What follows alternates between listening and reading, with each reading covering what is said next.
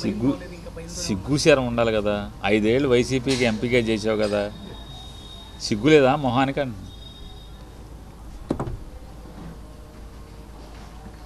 మరి ఆ వైసీపీ నిజంగా భయపెడితే దాంట్లో నువ్వు కూడా ఏడ్చావు కదా,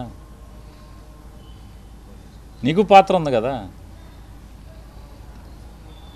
సరే బ్యాంకులకి బోకర్ చేసుకునేవాడు రాజకీయాల్లోకి వస్తే ఇట్టాగా ఉంటుంది. ఏముంటుంది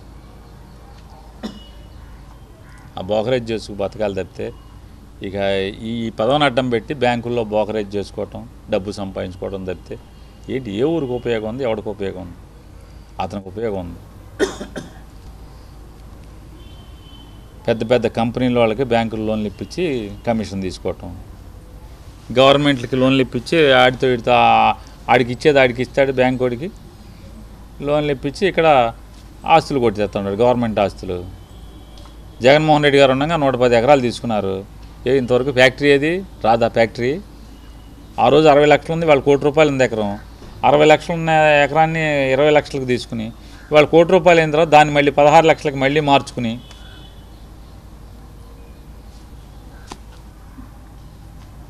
ఈ ఫ్యాక్టరీ కట్టేది ఉండదు, ఆ స్థలం మీద వ్యాపారం ఆస్తులు సంపాదించుకోవడం. ఇట్లాంటి వ్యక్తుల గురించి మనం మాట్లాడుకోవటం, అతను ఏదో మాట్లాడాడని మనం బాధపడతాం, ఇవన్నీ ఎందుకు?